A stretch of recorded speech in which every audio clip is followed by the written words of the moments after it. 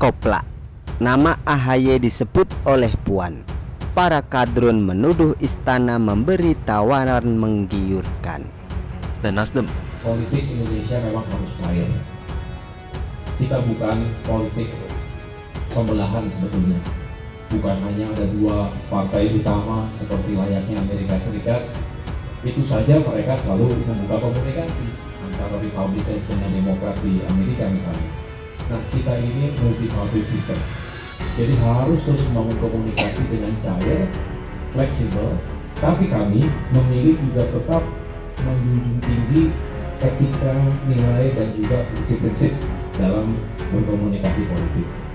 Itulah mengapa selain tentunya menyampaikan apresiasi tadi, kami juga terus memantapkan rancang bangun dari koalisi perubahan ini. hal ini di Ya, tempat tapi terpisah. kita juga hormati dan tadi pernyataan Mas AHY yang mengedepankan etika politik, mengingat Partai Demokrat sudah memutuskan untuk mendukung Pak Anies Baswedan. Tetapi politik ini kan juga terbuka, suatu ruang dialog, dan apa yang disampaikan Mbak Puan merupakan hal yang positif untuk membuka ruang dialog tersebut, karena kesadaran bahwa apa yang disampaikan oleh Presiden Jokowi, kita perlu gotong royong, kita membangun tali silaturahim, dan pula yang disampaikan oleh Ibu Megawati Soekarno Putri itu dijalankan oleh Mbak Puan. Sebelumnya, Melihat kelakuan kadrun memang gak ada matinya. Asumsinya sangat liar, bahkan lebih liar dari kelelawar yang tak pernah mau tidur. Selalu saja mengawasi hal-hal yang bahkan seharusnya tak perlu diawasi. Salah satu media kadrun yang membuat asumsi liar dan ngarang bebas adalah gloranews.com. Dalam judul postingannya, situs website kadrun ini menulis judul begini: Istana sodorkan tawaran menggiurkan buat AHY. Syaratnya cabut dari koalisi perubahan dan tinggalkan Anies. Membaca judulnya saja jadi pingin ketawa campur muntah. Tapi ketawa aja lah, itu kan medianya PKS dulunya. Nggak usah muntah dulu, membazir tuh makanan.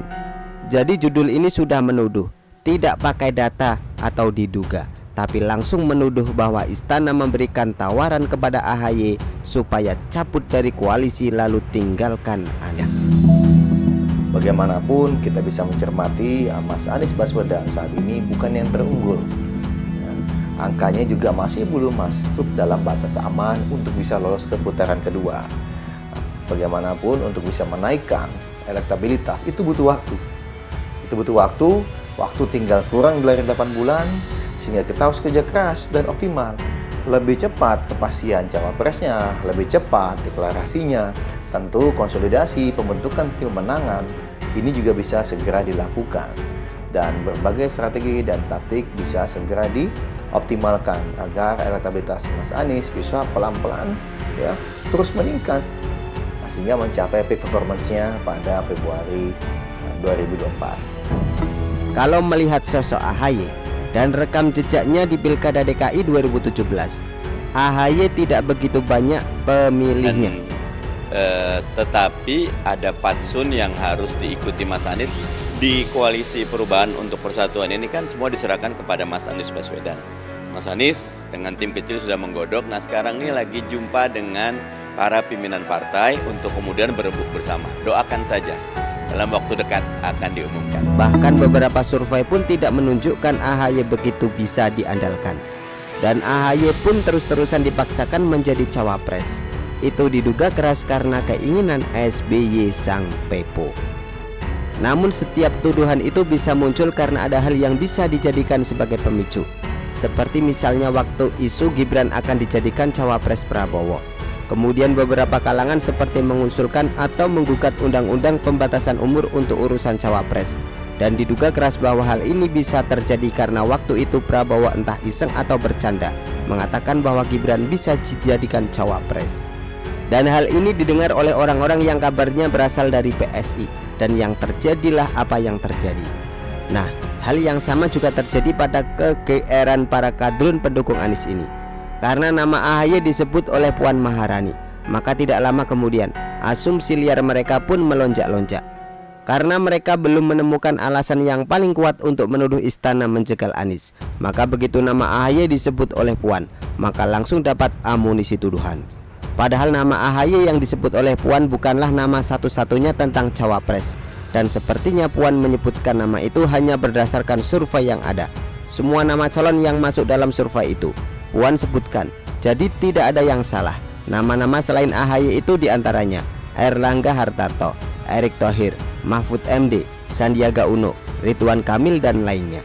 Selain dari itu, kalau misalnya nih memang AHY dilirik serius dan mau berkoalisi dengan PDIP, ini kan sah-sah saja dan bukan berarti sengaja dilakukan untuk merusak koalisi perubahan. Kalau Demokrat mau dan menguntungkan bagi Demokrat, tidak mungkin menolak kan? Dan kalau ini terjadi, Demokrat begitu girang banget, tapi sepertinya tidak akan pernah deh. Jadi sulit rasanya AHY dipasangkan ke Ganjar. PDIP tahu betul bagaimana sumbangsi AHY untuk mendongkrak kemenangan Ganjar. PDIP sudah punya data, analis dan sangat efektif sepertinya. Selain AHY, masih ada kandidat yang paling kuat seperti Erick Thohir dan Sandiaga Uno dan juga Mahfud MD. Jadi bagi Kadrun, apa saja yang didengarnya bisa jadi bahan untuk membuat asumsi atau dugaan-dugaan yang serampangan. Maka tak heran jika selama ini tuduhan tentang PKI, anti-Islam, dan bahkan anti-asing itu tak lain karena liarnya tuduhan mereka.